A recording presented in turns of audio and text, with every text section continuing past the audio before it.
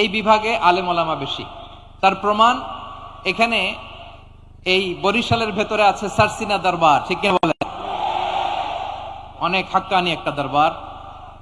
সারসিনার মরহুম পীর সাহেব হুজুরের খেদমত করেছি আমি অনেকবার, সুযোগ হয়েছিল আমার ছাত্র জামানায়। তো ওনাদের মাদ্রাসা কেন্দ্রিক অনেক খেদমত, আলহামদুলিল্লাহ।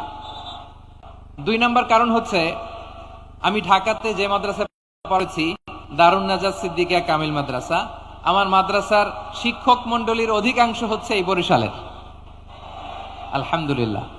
আমাদের শ্রদ্ধেয় প্রিন্সিপাল হুজুর আখম আবু বকর সিদ্দিক হাফিজাহুল্লাহ ওয়া রাআহ, উনি এলাকার সহ পুরো দারুন নাজাত মাদ্রাসার অধিকাংশ আসাতাজে ইকরাম এই ভূখণ্ডের, এই অঞ্চলের হওয়ার কারণে ছোটবেলা থেকেই বরিশালের প্রতি আমার একটি ভালোবাসা।